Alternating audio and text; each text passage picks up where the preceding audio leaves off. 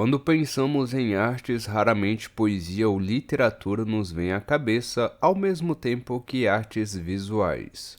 Muito menos é intuitivo que a poesia possa influenciar grandemente as bases teóricas ou espirituais de movimentos e estilos de pintura como o cubo-futurismo. Porém, um experimento muito interessante foi feito na Rússia, em meio à industrialização e modernização daquele país tão colossal. Essa história tem dois protagonistas, Vladimir Krutchnik e Mikhail Klebnikov. Ambos eram intelectuais envolvidos com filosofia, misticismo, literatura e poesia, e ambos estavam cansados da forma de como a literatura russa estava limitada pela tradição literária da época. Eu não falo russo, mas eu posso apostar que o que eles sentiram, assim como os artistas cubo-futuristas, foi similar ao sufocamento das ideias que Fernando Pessoa e seus amigos sentiram ao criar o orfismo na literatura portuguesa e tentar levar a ideia adiante. O advento de novas ideias e pensamentos sempre sofre resistência dos mais velhos, embora mais facilmente aceitos pelas gerações mais novas. Esses dois poetas russos começaram a trabalhar em experimentos linguísticos que envolviam a escrita e a oralidade, buscando uma linguagem que traduzisse melhor os seus sentimentos e se conectasse melhor com as outras pessoas. O resultado dos seus esforços pode-se ver no que chamou-se de Zaun. O Zaun, ou Zaun, seria uma linguagem transracional, linguagem transmental ou linguagem emocional translinguística que seria capaz de transmitir o que as pessoas realmente sentiam umas às outras, que comunicasse o que suas almas inquietas precisavam expressar.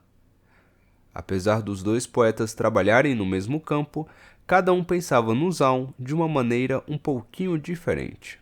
Krutchnik buscava, a partir do Zaun, uma linguagem libertadora que não estivesse presa às regras da gramática ou da sintaxe, muito menos aos arquétipos literários presentes em seu tempo.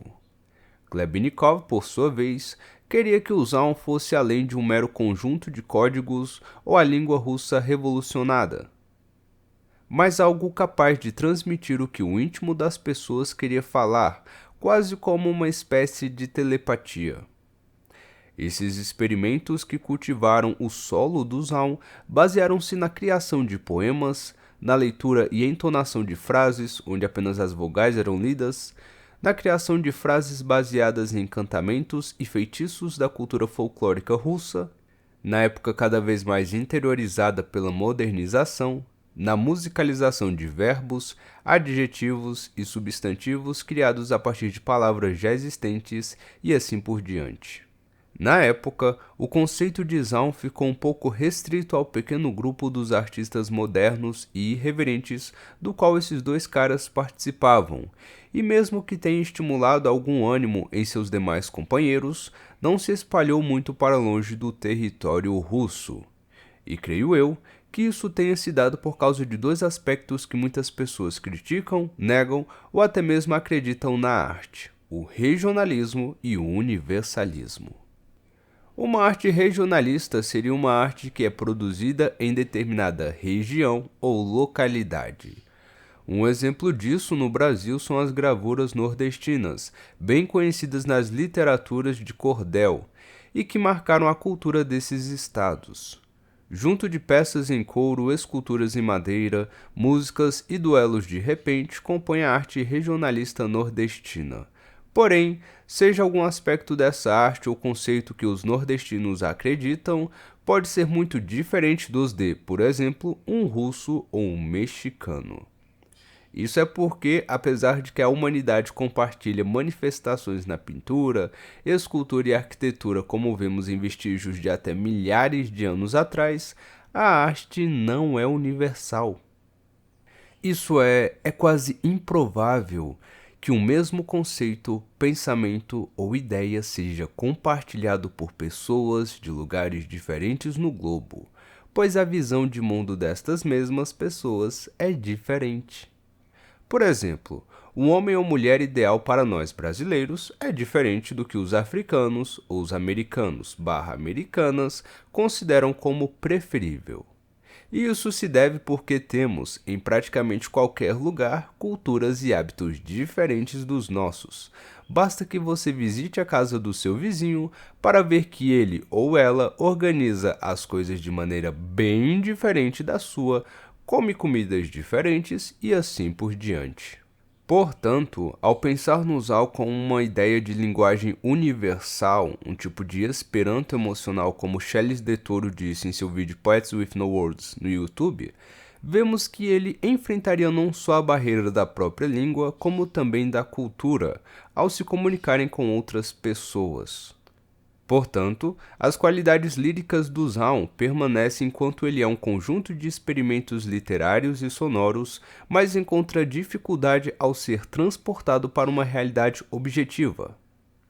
Quem sabe, através de um choque de cultura, as pessoas do mundo todo não poderiam sentir o Zaun. Bem, pessoal, é isso. Eu tive de parar por aqui, pois esse episódio já ia ficando um pouco longo demais.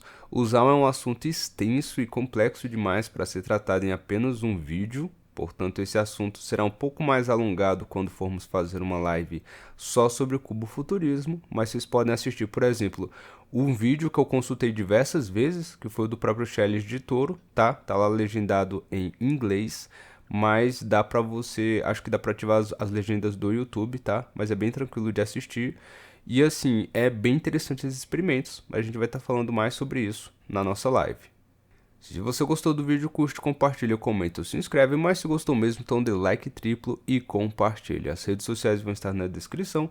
Assim também como o nosso apoia-se, você pode estar contribuindo com o canal e aí você também vai estar ganhando recompensas. O nosso clube de membros está aberto com uma inscrição bem baratinha, troquinho de pão, apenas R$2. E se você quiser dar uma força para a publicação nacional, você pode comprar o meu livrinho Lucas e o Come Pesadelos lá na Amazon.